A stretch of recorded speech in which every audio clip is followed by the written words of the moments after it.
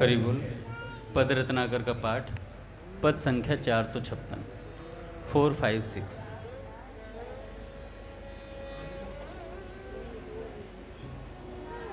चलवा पिय के देश सजनी, चलवा पिय के देश, चलवा पिय के देश पिय के देश, जहाँ न मोह ममता की रजनी,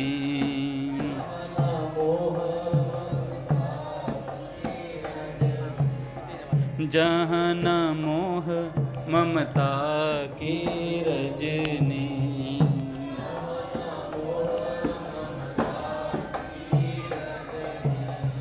जहाँ न बिछोह कलेस सजनी,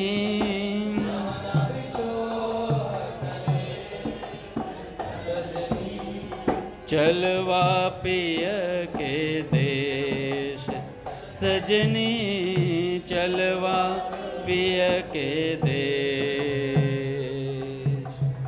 जहाँ नहीं आवन जावन कित हूँ,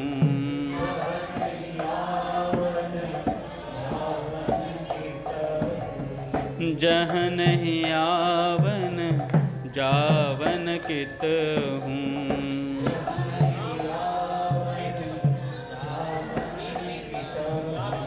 पिय संग नित मिलाप सजनी,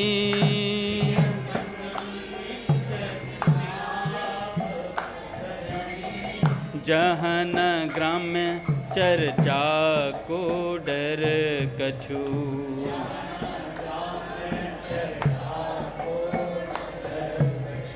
जहाँ न ग्राम्य चर्चा को डर कछु,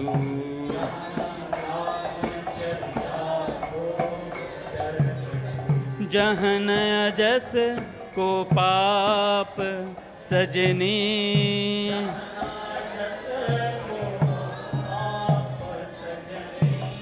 चलवा पिय के देश सजनी, चलवा पिय के देश, चलवा पिय के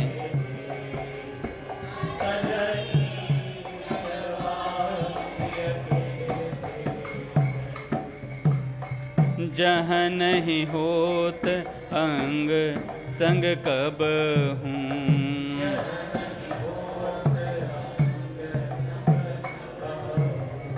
जहाँ नहीं होत अंग संग कब हूँ,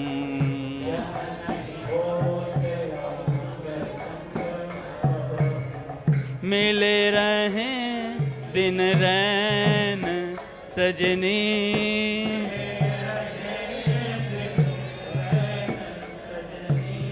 मिले रहें दिन रैन सजनी,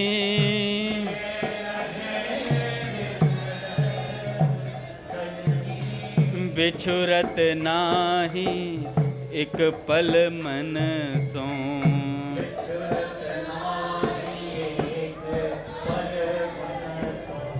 बिछुरत नाही एक पल मन सो,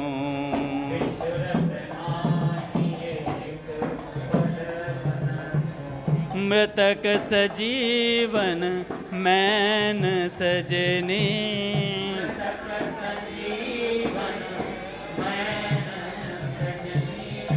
चलवा पिय के देश सजनी, चलवा पिय के देश, चलवा पिय के देश सजनी, चलवा पिय के देश, सहज अकिंचन तन मन सगरे,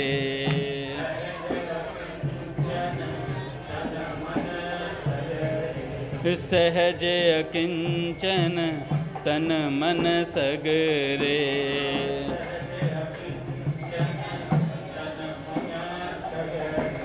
भरे रहें पिय नेह सजनी,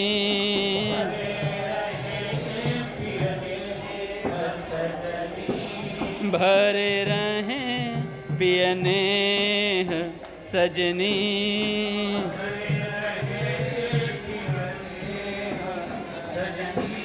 आठों याम धाम प्रियतम के,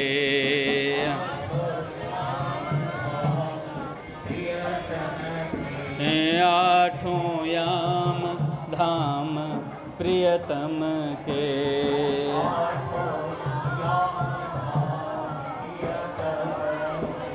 बरसत रस को मेह सजनी,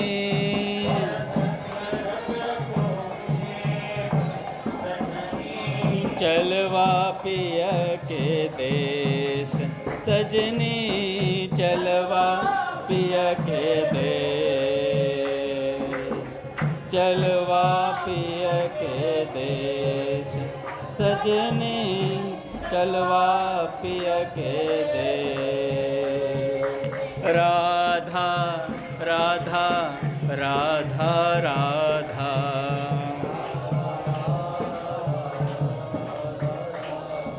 राधा राधा राधा राधा,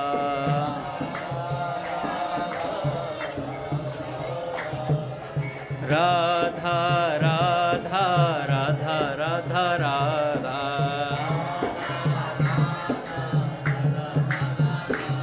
राधा राधा राधा राधा,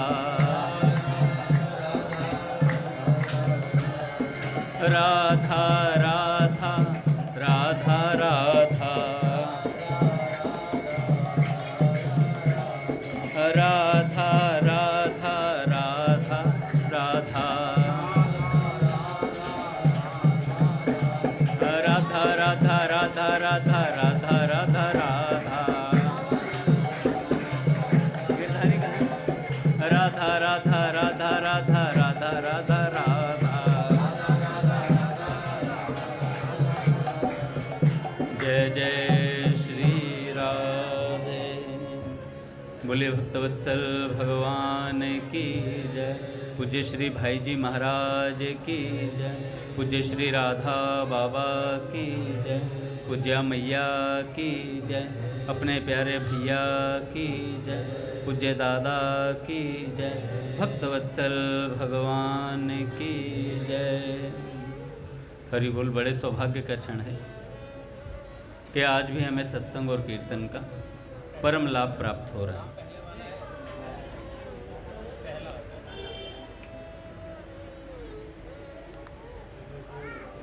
पहले स्वामी जी के प्रवचन के एक बाद, उसके बाद भक्त चरित्र।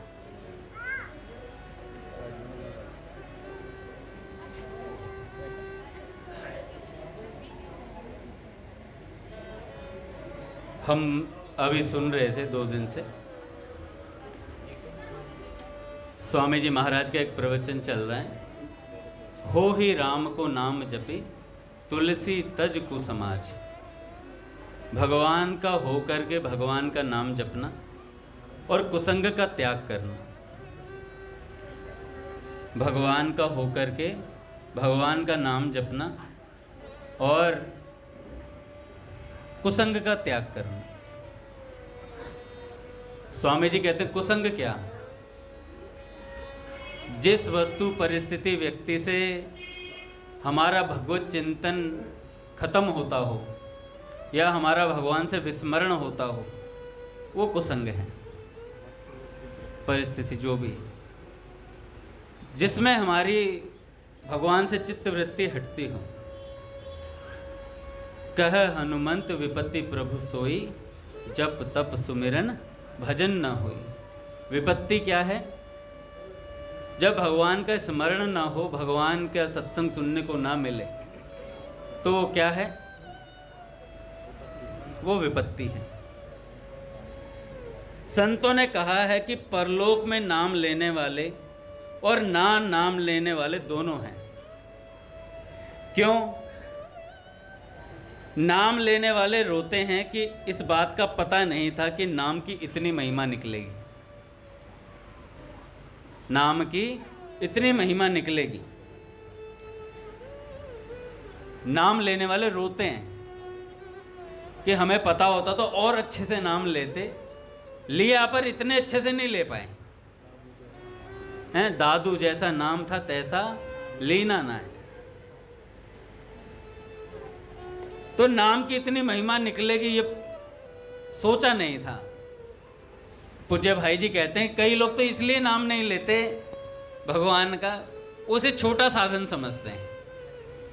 वो सोचते हैं कि कोई मंत्रोनुष्ठान कर लिया जाए, ऐसी कुछ वस्तुएं कर ली जाएं जिससे, तो महाराज जी ने उदाहरण दिया बड़ा अच्छा। महाराज जी ने कहा क्या अजामिल को कम भजनानंदी समझते हो क्या? कम यज्ञ तप करने वाला समझते हो क्या? त्रिकाल संध्या करते थे, सब कुछ अच्छे खासे ब्राह्मण थे महाराज। एक शब्द यूज करते हैं, मेरे को याद नहीं आता आ रहा उनका, जो ब्राह्मणों के लिए प्रयोग किया जाता है, श्रोत्रिय कुछ इस तरीके से हैं, अग्निहोत्री ब्राह्मण जो होते हैं। तो इतने अच्छे तरीके से उन्होंने सारी व्यवस्था करे, पर एक दृश्य ने जीवन बदल दिया। एक दृश्य देख लिया और उससे जीवन पलट गया। वैश्या को घर में ले आए और महाराज फिर तो पतन का कारण बन गए। तो सोचो इतने उच्च कोटि के साधन करने वाले जो त्रिकाल संध्या करते हों, यज्ञ तप सब करते हों, उनका पतन एक झटके में हो सकता है। तब महाराज जी ने बोला इस बात को। महाराज जी ने कहा पर जो शरणापन है ना, जो दोनों हाथ खड़े करके रहता, सरकार मैं ना बहुत बड़ा साधक हूं, ना भजनानंदी, ना कुछ नहीं हूं, पर मैं ये जानता हूं, स्वामी जी महाराज कहते हैं मैं आपका हूं नाथ, हाथ जोड़ के रहता है, नाथ मैं आपका हूं, मैं अब नहीं जानता, उससे आगे मुझे कुछ नहीं पता। तो भगवान कहते हैं भाई, साधक संजीवनी में मैंने पढ़ा था दूसरे अध्याय में इस बात को कि सिद्ध भक्त पे भगवान की दृष्टि कम रहती है। जो साधक भक्त होता है ना, जो साधक होता है, उस पर भगवान स्पॉटलाइट डाल के रखते हैं, उसे पकड़ के रखते हैं भगवान। कहते हैं ये उठेगा गिरेगा पकड़ेगा, इसे को बचाने का काम मेरा है, बचाने का काम मेरा है। तो इसलिए भगवान उस पर दृष्टि ज़्यादा रखते हैं। सिद्ध को कहते हैं तू भजनानंदी हो गया, तू आराम से घूम फिर, आराम कर आराम कर तो ऐसी स्थिति महाराज, तो नाम की इतनी महिमा निकलेगी, नाम जापक जान ही नहीं पाता है, वो गफलत में रह जाता है, 16 माला से संतोष कर लेता है। जबकि भाई जी ने कहा कि साधन में संतोष नहीं होना चाहिए, साधक में तो लोभी प्रिय जिम्मेदाम। जैसे पैसा प्रिय लगता है ना कि 500 1000 1500 2000 जितना मर्जी आ जाए, आते ही रहे पैसे बस, ऐसे ही साधन में और भजन और भजन और भजन और नाम जप। तो नाम लेने वाले परलोक में रोते हैं कि इस बात का पता नहीं था कि नाम की इतनी महिमा निकलेगी। यह पता होता तो रात दिन नाम जप करता। नाम न लेने वाले इसलिए रोते हैं कि हमारा समय खाली चला गया, हमारा समय खाली चला गया, बिना नाम के खाली चला गया। भाई अब अपने को पता लग गया, मरने के बाद पश्चाताप करोगे तब क्या होगा? अभी समय है, जब तक यह श्वास की धोकनी चल रही है। स्वामी जी कहते हैं जब तक यह श्वास की धोकनी चल रही है, आंखें टिमटिमाती हैं, जीते हैं, तब तक ही ये मौका है हमारे पास। भगवान का नाम ले लें, लोग हंसे तो कोई परवाह नहीं, लोग हंसे तो कोई परवाह नहीं। हस्ती की चाल चलो मन मेरा, जगत कुकरी को भुसबा दे, तू तो राम सिमर जग हंसवा दे। लोग हंसते हैं तो अच्छी बात, हंसो भाई, हंसकर खुश होते हैं, खुशी में हंसी आती है, बड़े आनंद की बात है। हम भगवान का नाम लेवें तो उनको हंसी आवे, बड़ी अच्छी, बड़े आनंद की, बड़ी खुशी की बात है।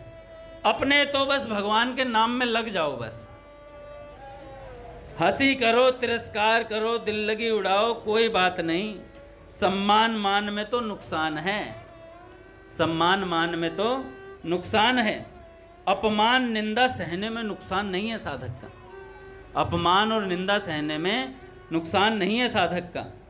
इससे पापों का नाश होता है, अपमान सहने से, निंदा सहने से। इधर आप नाम लो और वे हंसी दिल लगी उड़ाएं तो डबल लाभ होता है। इधर आप नाम लो, उधर वो हमारा मजाक उड़ा रहे हैं तो डबल लाभ है। एक तो नाम जप का फायदा, उधर वो निंदा स्तुति जो भी हमारे कर रहे हैं, निंदा कर रहे हैं, तो उससे हमारे पापों का नाश हो रहा है, तो डबल लाभ। कि तेरे भावे जो करे भलो बुरो संसार, नारायण तू बैठ के अपनो भुवन भुआर। दूसरे कहते हैं कि नहीं करते हैं, इस तरफ ख्याल करने की ज़रूरत नहीं है। जैसे भूख लगती है तो यह पूछते नहीं कि तुम लोगों ने भोजन कर लिया कि नहीं, क्योंकि मैं अब भोजन करना चाहता हूँ। जब प्यास लगती है तो यह नहीं पूछते कि तुम लोगों ने जल पिया है कि नहीं, क्योंकि मैं जल पीना चाहता हूँ। प्यास लग गई तो पी लो भाई जल। ऐसे भगवान के नाम की प्यास लगनी चाहिए भीतर से, भगवान के नाम की प्यास लगनी चाहिए भीतर से। दूसरा लेता है कि नहीं लेता, क्या करता है क्या नहीं करता, पर खुद को लाभ ले ही लेना है, खुद को लाभ ले ही लेना है। तो स्वामी जी महाराज कहते हैं,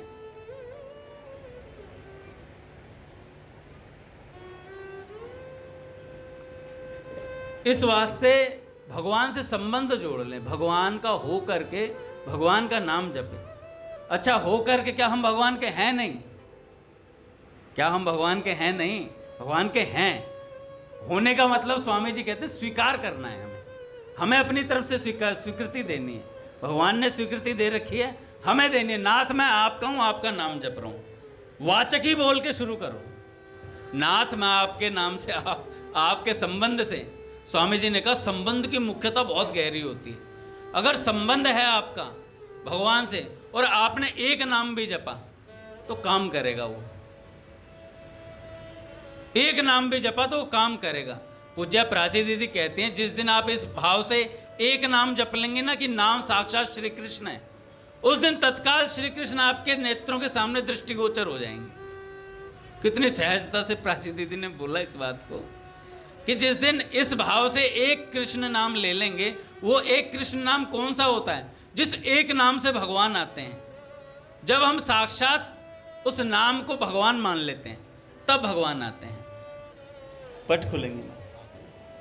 श्री राम जय राम जय जय राम, जय जय राम। श्री राम जय राम जय जय राम, जय राम। श्री राम जय राम जय जय राम,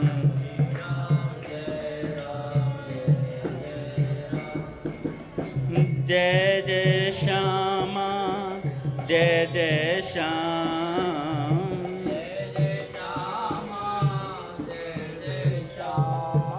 जय जय श्री वृंदावन धाम, वृंदावन धाम। जय बरसाना जय नंदगांव,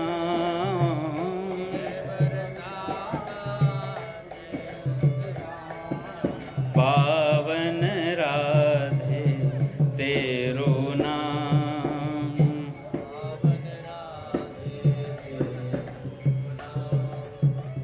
बोलिए राधा माधव सरकार की जय। तो संबंध की बहुत मुख्यता है।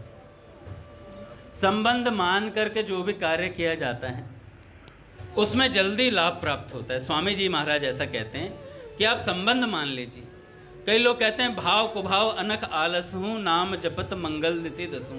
ये गोस्वामी जी महाराज की बिल्कुल सही बात है, लेकिन स्वामी जी महाराज ने कहा थोड़ा मोड़ा भाव रहता तभी नाम जब शुरू कर पाता है साधक। थोड़ा मोड़ा भाव होगा, कहीं से श्रद्धा एकत्रित की होगी या किसी से सुना होगा या किसी संत का संग किया होगा या भक्त का संग किया होगा, तभी तो कीर्तन में पहुंचेगा ना।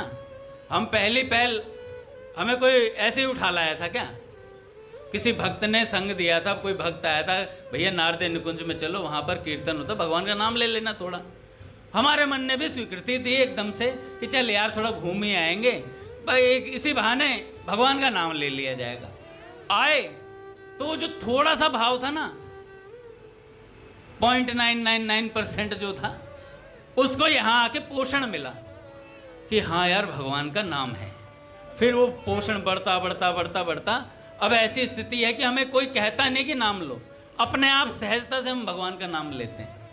अपने आप से प्रेरणा भीतर से आती है कि हमें भगवान की प्राप्ति करनी। इतना हमने यहाँ से पोषण ले लिया, पोषित हो चुके हैं हम। एक बहन का प्रश्न था कि 3.5 करोड़ नाम जप से भगवान की प्राप्ति होती है, ऐसा स्वामी जी महाराज ने भी कहा है। मैंने ये प्रश्न पूज्य भैया से पूछा, स्वामी जी के प्रवचन में भी पढ़ा, तो महाराज जी ने सीधा सीधा कहा 3.5 से होती है, बात निश्चित है। क्योंकि शास्त्रों में और एक दास बोध नामक एक ग्रंथ में भी लिखा हुआ है, श्री राम जय जय राम के इतने करोड़ जप करने से, 13 करोड़ जप करने से भगवान राम की सद्य प्राप्ति होती है। बाबा एक और सुना मैंने आज, एक रामेश्वर दास रामायणी जी हुए, रामेश्वर दास रामायणी जी, और वो कहाँ के थे मेरे को नाम ध्यान नहीं रहा, पर वो चित्रकूट में भजन करते थे, हैं जौनपुर के। हाँ, महाराज जी के प्रवचन सुना, जौनपुर के थे। तो उसमें बताया कि 108 रामचरितमानस के अगर कोई पाठ कर ले लगातार 108 दिन, एक दिन में एक पाठ, पूरा रामचरितमानस एक दिन में 24 घंटे में, और 108 दिन तक अगर वो लगातार कर ले तो राम जी के साक्षात प्रत्यक्ष दर्शन होते हैं उससे। तो उन्होंने कहा कि रामेश्वर दास रामायणी जी ने 108 दिन लगातार किया था, 24 घंटे में रामचरितमानस का एक पाठ कर दिया था उन्होंने। मलुकपीठ सरकार बता रहे थे। पहले चित्रकूट में रहे, फिर उसके बाद इधर सुदामा कुटी में आ गए, सुदामा कुटी में भी आए, फिर बाद में इनका नाम राधे श्याम बाबा पड़ गया। तो जब इधर आए तो यह रामचरितमानस की महाराज जी बता रहे थे, ऐसी सुंदर कथा कहते थे, ऐसा कि ऐसा लगता था साक्षात तुलसीदास जी महाराज कथा बोल रहे हो रामचरितमानस की। तो 108 दिन तो मेरे को आज एक और नई युक्ति मिली। मैंने कहा चलो कभी जीवन में कभी ऐसा मौका मिलेगा, होना तो है नहीं कुछ, अपना तो काम यहीं से बनना है। क्योंकि 108 24 घंटे बैठना मुश्किल, यहाँ तो 1.5 घंटा सत्संग में नहीं बैठा जाता 24 घंटे तो कैसे होगा।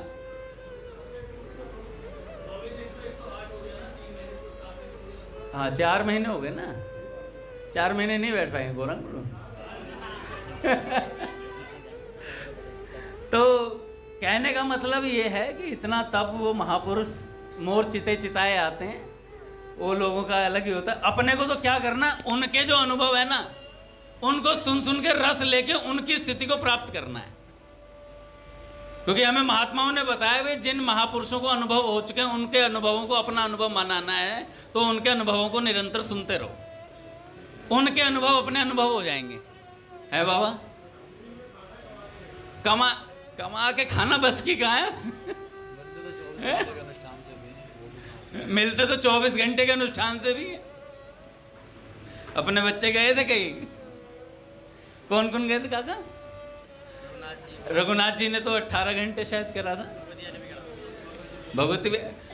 अच्छा वो बारिश का मौसम अंधेरा सा हुआ तो लगा रात हो गई, शायद नारद जी बता रहे थे मुझे। अच्छा आप गए थे क्या बाबा? नारद जी हनुमान जी और मैं गया। अच्छा आप ये दोनों जन अनुष्ठान करने गए। अच्छा 5 बजे शुरू करके, वो तो सुबह 4 बजे शुरू करके 10 बजे सो गए बाबा।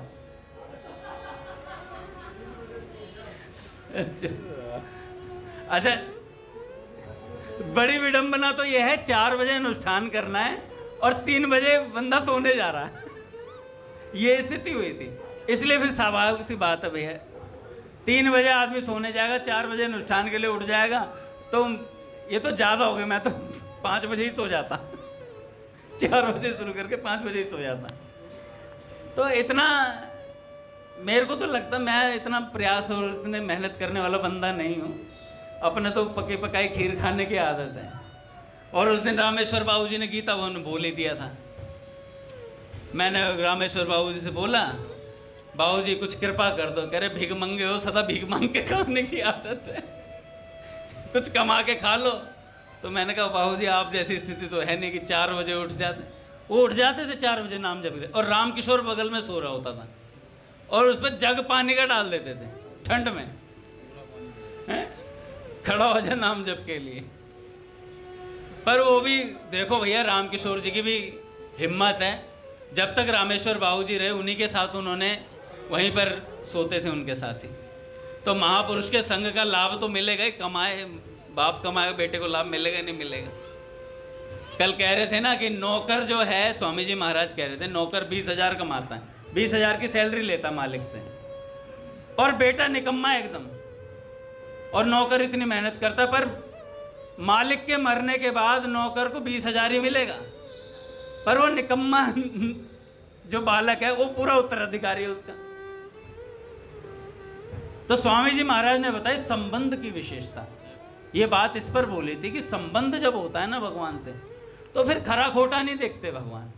फिर भगवान कहते हैं अब संभाल, मैं अपने आप लूंगा, ये मेरा है ना, काम खत्म हो गया। तो स्वामी जी महाराज ने कहा कि परमात्मा को प्राप्त करना मनुष्य का खास लक्ष्य है। प्रत्येक भाई और बहन सब अवस्थाओं में उस तत्व को प्राप्त कर सकते हैं। अच्छा, मैं 3.5 करोड़ वाली बात भूल गया फिर से। 3.5 करोड़ से ही मिलेंगे ये तो निश्चित है। अगर इतना हो गया, उसके लिए आपको नियम बनाना पड़ेगा कि जैसे अपने जल सिंह प्रभु जी हैं कि इतना लाख मुझे दिन भर में करना ही करना है। 3 लाख दिन का करो तो और जल्दी हो जाएंगे 3.5 करोड़, और 4 लाख कर लो, 5 लाख कर लो तो हिम्मत की बात है भैया, है ना। नहीं तो मेरे हिसाब से तो मैं अगर प्राप्ति करना चाहता, मैं अभी भगवान की प्राप्ति चाहता नहीं, नहीं तो बहुत उपाय हैं बाबा। चाहना होती भगवान को प्राप्त करने की तो उपाय तो इतने हैं। तुलसीदास जी वाला अपना ले तो ऊपर से पूछ जाता नीचे भाला, लेकिन मैं भाला नहीं गाड़ पाऊंगा, मेरे को गद्दा रखना पड़ेगा। अपने सहूलियत से चलते हैं। तो 3.5 करोड़ से मिलते हैं। स्वामी जी महाराज कहते हैं ये बात निश्चित है, शास्त्रों में कही गई है और महापुरुषों ने इस बात को अनुभव भी किया है, लेकिन 3.5 करोड़ से पहले नहीं मिल सकते, ऐसी बात कहीं नहीं लिखी कि 3.5 करोड़ पे ही मिलेंगे, उससे पहले नहीं मिल सकते। भाव है, चाव है नाम जप करने का, भगवान को पाने का, तो संतों ने कहा, पूज्य भैया ने कहा पहले भी मिल जाते हैं भगवान। ऐसी कोई जिद नहीं है, माँ कसम नहीं खाई है भगवान ने कि 3.5 करोड़ करोगे तभी आऊँगा। भगवान तो भाव बन जाएगा, एक रिदम बनेगा। कई लोग कहते हैं हमें भगवान का नाम दिखता है, अगर ऐसी अच्छी स्थिति है तो करो 3.5 करोड़ मिलेंगे, भगवान अवश्य मिलेंगे। इस बात से ऐसी कोई बात ही नहीं है भगवान नहीं मिलेंगे। तो स्वामी जी महाराज कहते हैं तत्व की प्राप्ति के लिए यह मनुष्य शरीर मिला है, परंतु हम नाशवान चीजों को अपनी मानकर फंस जाते हैं, बंध जाते हैं और अपने लक्ष्य से वंचित हो जाते हैं। पूज्य बाबा कहते हैं सत, रज और तम 3 गुणों से है, तो सात्विक चीजों में भी साधक फंस जाता है कई बार, राजसी में भी फंस जाता है, और तामसी तो फंसा ही फंसाया है ना। सात्विक बाबा कहते हैं धर्म के नाम पर भी साधक हट जाता है, कई बार करने कुछ और जाता है, हो कुछ और जाता है। पूज्य बाबा की आस्तिकता की आधारशिला में बात लिखी हुई, बाबा ने कहा कि इसलिए भजन मुख्य रहना चाहिए साधक के जीवन में, बाकी सब चीजें गौण रहनी चाहिए। भजन मुख्य रहेगा, बाकी सारी चीजें अपने आप चलती रहेंगी, लेकिन बाकी सारी चीजें चलाने जाओगे तो भजन गौण हो जाएगा, मुख्य नहीं रह पाएगा। प्रभु के साथ हमारा अपनापन सदा से है और सदा रहेगा। केवल हम ही भगवान से विमुख हुए हैं, भगवान हमसे विमुख नहीं हुए हैं। हम भगवान के हैं और भगवान हमारे हैं। असभिमान जाए जनी भोरे, मैं सेवक रघुपति पति मोरे। मीराबाई इतनी ऊंची हुई, इसका क्या कारण था और क्या भाव था? क्योंकि उन्होंने भगवान से संबंध माना हुआ था, मेरे तो गिरधर गोपाल दूसरो ना कोई।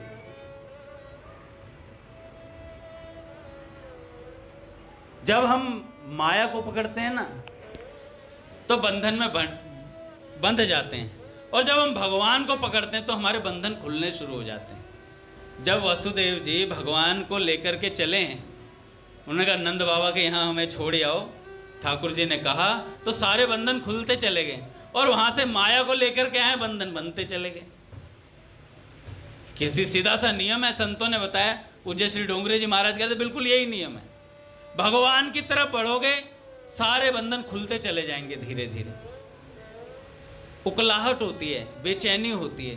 पूज्य प्रेमानंद जी महाराज कहते हैं जब हम नाम जप करते हैं, साधना करते हैं, तो कई साधकों के बेचैनी होती है, उल जलूल ख्याल आते हैं दिमाग के भीतर, अरे वो चल रहा वो चल रहा। नाम जप करते करते स्कूल का टाइम याद आ जाएगा आपको, स्कूल का टाइम याद है, ध्यान करने बैठो आप। मेरे को भैया ने बोला बेटा ध्यान करो, अपने को भैया ने दिया भी था ध्यान। एक दिन तो ध्यान करने, और गहरा और गहरा और गहरा, बाबा सुबह ही गहरा, वो गहरापन वो सुबह ही खुला, और गहरा और गहरा। मैं कहा भैया बिल्कुल तली में पहुंच गया मैं समंदर की, और समझ ही नहीं आया कहाँ जाऊं, नींद आ गई भाई।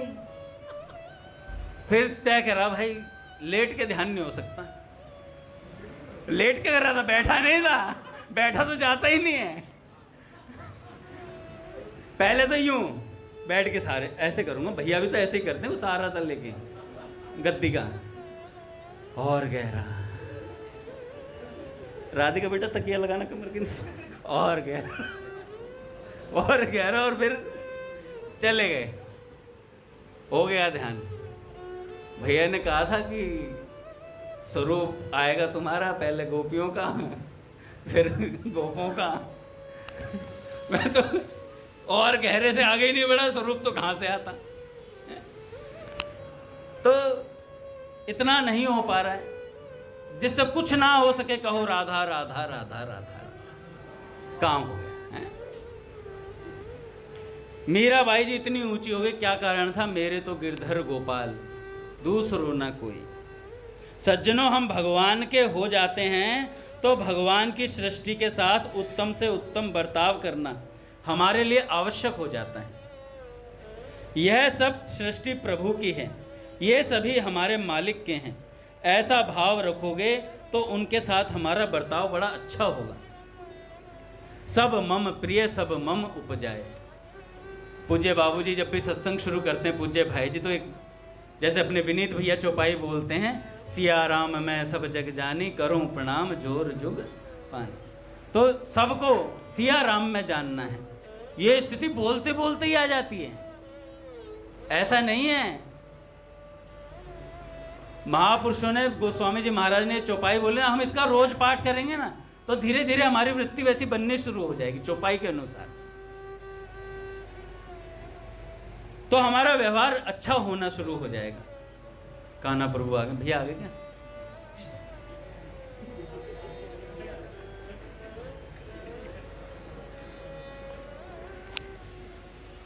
तो हम भगवान के हो जाएं।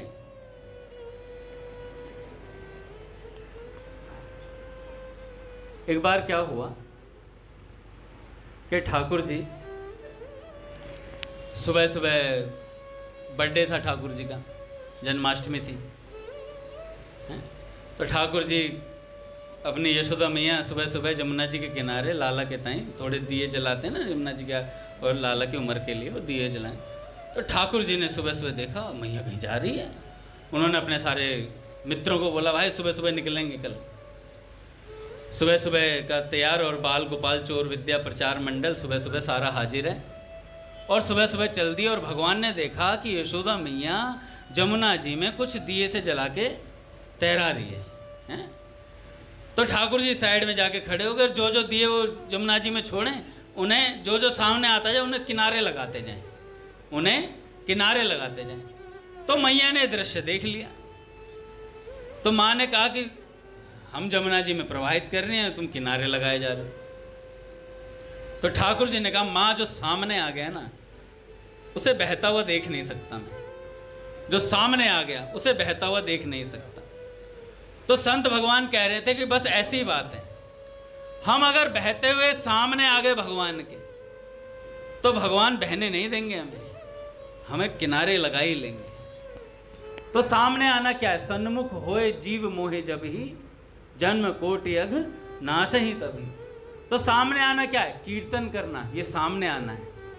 सत्संग करना, ये सामने आना है भगवान के। नाम जपना, ये भगवान के सन्मुख होना है। संत के पास बैठना, ये भगवान के सन्मुख होना है।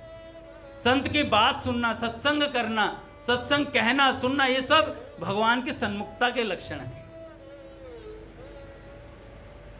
आप थोड़ी कृपा करें, स्वामी जी महाराज कहते हैं इस बात को ध्यान पूर्वक सुने, आप थोड़ी कृपा करें।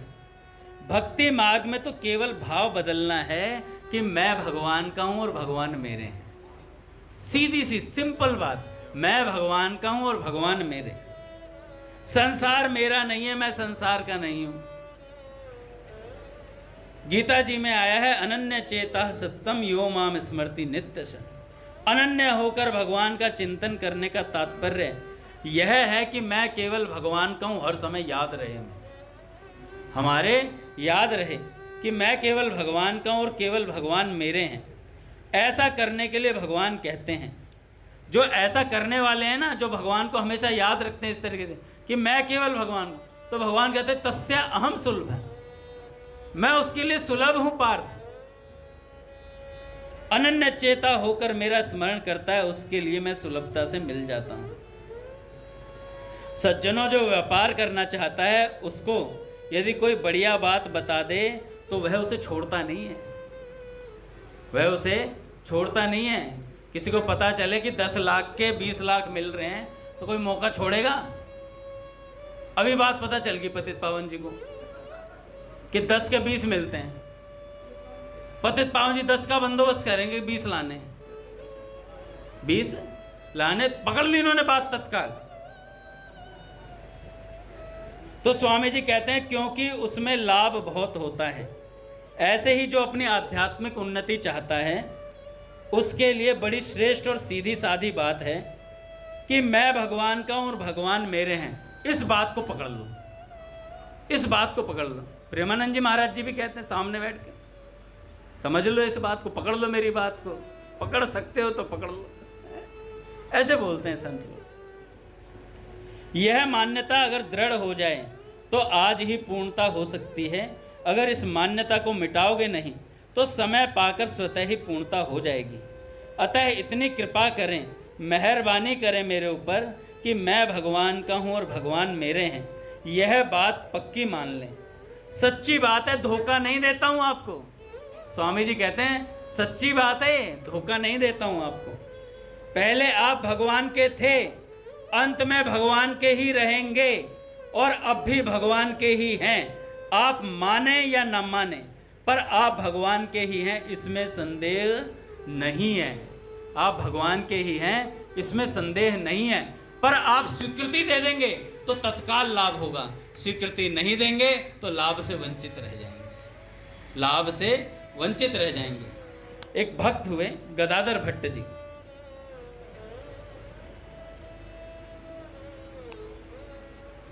इनके विषय में जो हमने पद सुना है, सखी हो श्याम रंग रंगी।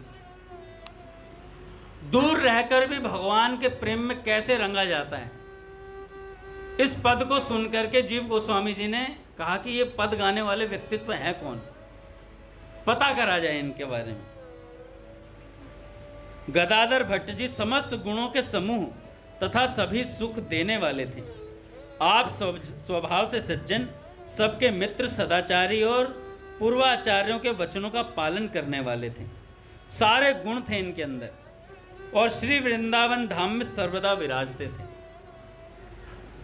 श्रीमद् भागवत की कथा आपके मुख से बरसती थी। आंध्र प्रदेश के रहने वाले थे, आंध्र प्रदेश के रहने वाले थे। और सखी हो श्याम रंग रंगी, यह जब पद बनाया तो जीव गोस्वामी जी ने इस पद को सुना तो उन्होंने अपने 2 शिष्यों को भेजा, कहीं जाओ पता करके आओ ये कौन महापुरुष हैं कि सखी हो श्याम रंग रंगी। तो पता करने के लिए जब बंग देश की तरफ उधर की तरफ चले तो वहाँ जाकर दोनों शिष्य जाकर के बैठे तो वहाँ पर एक जगह जहाँ पर इनकी कुटिया थी गदाधर भट्ट जी की, अपनी कुटिया से बाहर आकर के दातुन कर रहे थे। दातुन करते बैठे हुए थे आराम से। तो दोनों शिष्यों ने आके पूछा कि भाई यहाँ कोई गदाधर भट्ट रहता है, कोई है क्या? तो उन्होंने कहा बताओ क्या काम है? कह रहे नहीं, हमें उनसे बात करनी। कह रहे आ जाओ फिर। क्या बात है कि किस लिए पूछना चाहते? कह रहे श्री वृंदावन धाम से। जैसे श्री वृंदावन सुना उन्होंने गदाधर भट्ट जी ने तो मूर्छित हो गए महाराज वहीं पर। श्री वृंदावन सुनते ही मूर्छित हो गए। मूर्छित हुए को उनको उठाया गया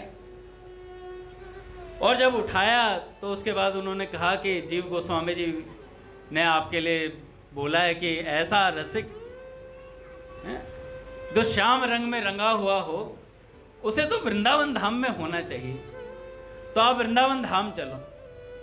अच्छा, उन्होंने किसी का पूछताछ नहीं करी गदाधर भट्ट जी ने कि मैं वृंदावन चला जाऊं, क्या मैं जा सकता हूं?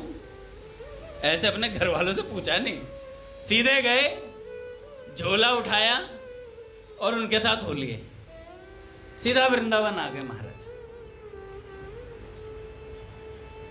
गदाधर भट्ट जी की जब कथा होती थी तो इतने भाव से वो कथा कहा करते थे। एक बार कथा चल रही थी और उसमें गोपियों की विरह दशा का वर्णन चल रहा था।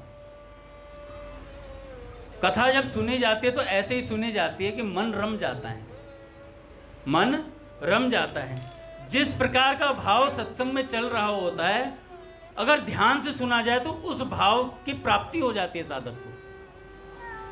जब गदाधर भट्ट जी कथा कहा करते थे तो वहां पर सारे जितने भी बैठे हुए थे गोपियों के विरह को गदाधर भट्ट जी सुना रहे थे, तो सारे विरह भाव में भर करके आंसू बहा रहे थे। और वहीं पर एक वृंदावन के रसिक बैठे हुए थे, कवि कर्णकुट गोस्वामी जी महाराज। उन्होंने देखा कि सब विरह में रो रहे हैं पर वक्ता के एक आंसू नहीं टपक रहा है। जो वक्ता है उसके एक आंसू नहीं टपक रहा है और सब रुदन करे जा रहे हैं इतने भाव से। ऐसी क्या बात है? ये शुष्क हृदय है क्या? हृदय इनका शुष्क लगता है। तो ऐसी बात सोच ही रहे थे कि जहां बैठकर कथा कर रहे थे तो वहां से एक पत्ता गिरता हुआ आया, और जब पत्ता गिरता हुआ है तो गदाधर भट्ट जी की सांसों के आगे से जब वो पत्ता पोथी पर गिरने को हुआ तो महाराज वो सांस से वो पत्ता जल गया, राख हो गया, तत्काल राख हो गया। तब कर्णकुट गोस्वामी जी महाराज को पता लगा, भैया ये तो विरह पिए बैठे हैं, भीतर विरह पी करके बैठे हैं, अपने भावनाओं को व्यक्त नहीं होने दे रहे हैं। ऐसे भी संत हुए हैं महाराज। अपने बाबूजी पूरे राधा भाव को पी गए महाराज। अगर बाबा ना होते तो शायद बाबूजी के विषय में किसी को पता ही नहीं चलता इतना। वो तो बाबा ने सब कुछ उजागर कर दिया, बाबा ने सब बता दिया, पोल खोल दी। एक बार षोडश गीत की बात है। षोडश गीत जो था तो बाबा ने क्या किया, षोडश गीत की जो साधना थी तो उस साधना को ताम्र पत्रों पर छपवा के दीवारों पर हमने देखा वाटिका में छपवाए हुए हैं वो, और आप जाकर राधारमण जी के मंदिर में भी हैं और जगन्नाथपुरी में भी एक मंदिर में भी हैं, जगन्नाथपुरी के मंदिर में भी हैं। तो सोचो महाराज बाबा ने कहाँ कहाँ। और एक बात और थी, 500 साढ़े 500 साल बाद एक महापुरुष आएंगे जो षोडश गीत का प्रचार करेंगे, ऐसा नारायण दादा से बोला गया था। जो षोडश गीत का प्रचार करेंगे और ऐसा प्रचार होगा वो जैसे रामचरितमानस घर घर में गाई जाती है, ऐसे षोडश गीत गाए जाएंगे घर घर में, ऐसा प्रचार होगा। तो वो षोडश गीत की जो साधना थी तो बाबा ने कहा कि इसे छपवाया जाए और अलग अलग कई भाषाओं में छपवाया जाए। तो भाई जी ने आकर के बाबा से बोला कि बाबा ये तो हमारी अंतरंग साधना के निजी पद हैं, इनको ऐसे मत छपवाइए। तो बाबा ने कहा ये आपके हैं या राधा माधव के हैं? ये आपके हैं या राधा माधव के हैं? तो बाबूजी ने कहा हैं तो राधा माधव के। कह रहे जब हैं राधा माधव के तो बात खत्म हो गई, अब आप शांत रहिए। बाबूजी से कहा अब आप चुप रहिए, अब ये छपेंगे। तो षोडश गीत की साधना किसे मिली थी? बाबा के एकमात्र शिष्य साधु कृष्ण प्रेम जी को मिली, जिन्हें बाबा नटवरिया कहा करते थे। और नभ का तारक जाल बैठे दे छाया विशाल, और इस तरीके से पद है। इसकी साधना 2 से 4 का नियम, 2 से 4 रात्रि को कोई षोडश गीत का पाठ करे, या तो नभ का तारक जाल खुले आसमान के नीचे करे, या किसी वृक्ष के नीचे बैठ करके करे, और एकांत में करे, एकांगी करे, कमरे में रहकर नहीं। बाबा ने नारायण दादा बताया, कह रहे कमरे में बैठ कर नहीं होता ये पाठ। कह रहे नभ का तारक जाल या कोई वृक्ष विशाल हो उसके नीचे बैठ करके करे, और एकांत में करे। ये और एक सज्जन को और बोला, बाबा के परिकर थे रघुवर दयाल, बैठे भले रघुवर दयाल। तो बाबा ने कहा रघुवर दयाल नाम के जो परिकर में वो बैठ जाए कोई फर्क नहीं पड़ता, उनको बिठा लेना अपने पास। ऐसे परिकर थे बाबा के। कहे एकांत ना हो, रघुवर दयाल बैठा तो उसके बगल में बैठ के कर लेना षोडश गीत का पाठ। तो 2 से 4 के बीच में जो षोडश गीत का पाठ करता है, तो बाबा ने कहा उसकी मृत्यु भी 2 से 4 के बीच में होगी, और श्री कृष्ण उसे लेने आएंगे, श्री कृष्ण उसे लेने आएंगे। तो ये जब सुना तो नारायण दादा अपने है ना गीता वाटिका वाले, तो उन्होंने ये बात सुनी तो उनको बड़ा प्रिय था ये। तो उन्होंने बाबा से पूछा नहीं कि बाबा हम ये षोडश गीत की साधना कर लें या नहीं कर लें। बाबा को प्रिय लगती थी इसलिए दादा ने शुरू कर दी। तो जब नारायण दादा ने साधना शुरू करी 2 से 4, तो 4 बजे जब बाबा देखते थे तो एक सज्जन से बोला बाबा ने परिकर से, नारायण बड़ा सुख ले रहा है, नारायण बड़ा सुख ले रहा है, उसे हमारे पास भेजना जरा। बाबा षोडश गीत के बाबा को जो प्रिय साधना हो और कोई करे तो बाबा प्रसन्न तो होते ही थे। बाबा ने उनको बुलाया और नारायण दादा से पूछा, क्या तुमने 2 से 4 का नियम ले रखा है? तो उन्होंने कहा हाँ बाबा, किसी से पूछा था? कह नहीं बाबा पूछा तो नहीं था, आपको प्रिय लगती इसलिए मैंने शुरू कर दिया था।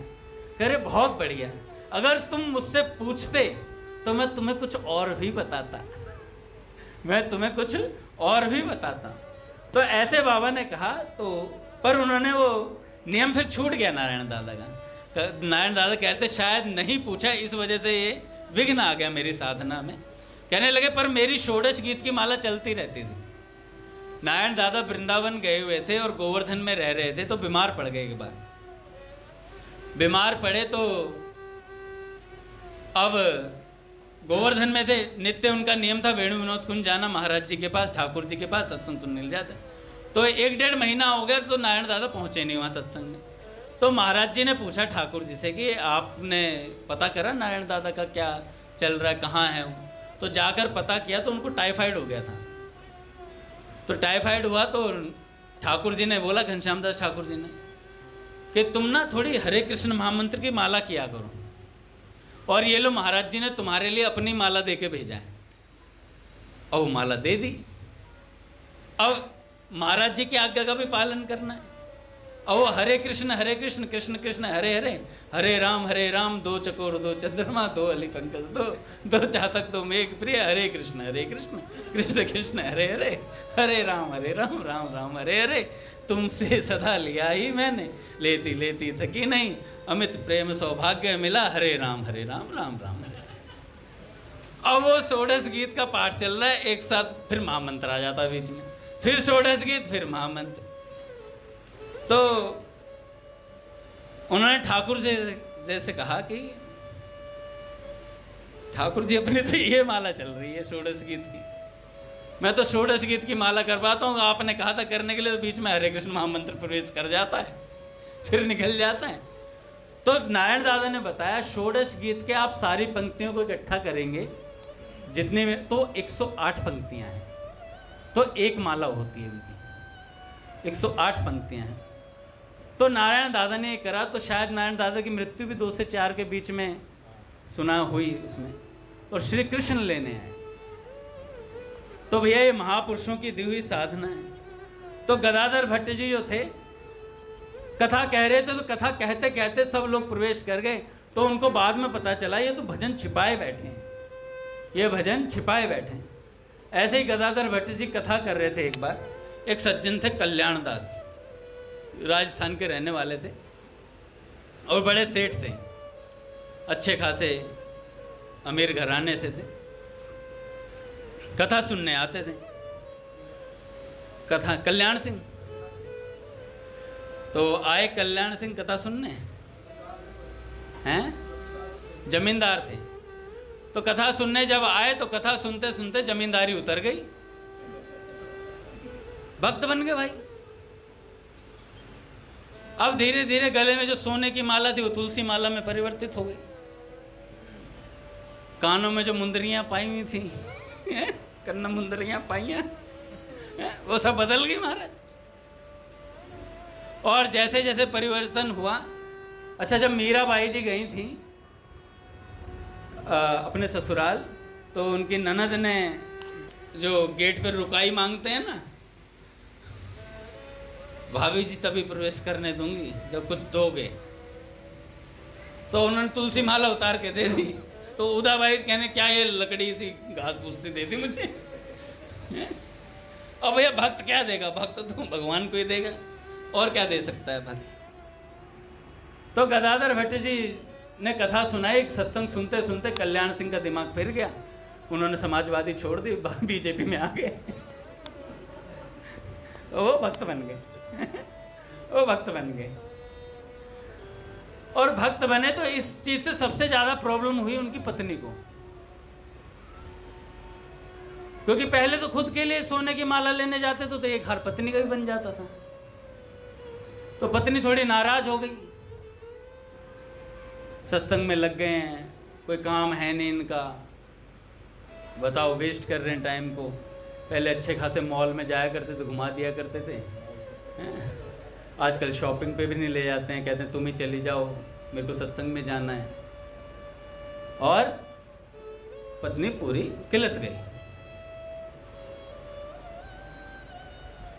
और पतिदेव को रोज कुछ ना कुछ कहना, सत्संग कल्याण कर देगा तुम्हारा, सत्संग रोटी खिला देगा, जैसे मॉल रोटी खिला रहा हो, वस्तुएं रोटी खिला रही हूं। अरे भगवान से रोटी आ रही, उन्हीं भगवान का पूजन नहीं करेंगे तो किसका करेंगे। अब मैं जनकपुरी के शर्मा अंकल का पूजन तो करूंगा नहीं, एक दुकान है उनकी, इसका मतलब ये थोड़ी कि उनकी पूजा कर दूं।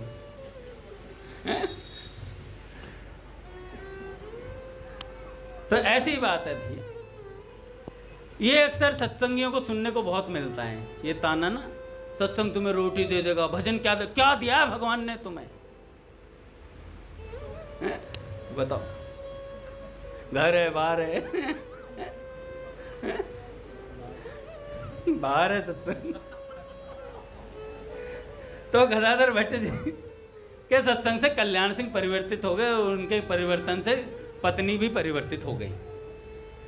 अब जहाँ वो पहले चंद्रमुखी थी, अब सूर्यमुखी हो चुकी थी, हमेशा जलाने के भाव में रहती थी, कल्याण सिंह को गुस्से में देखती थी हमेशा।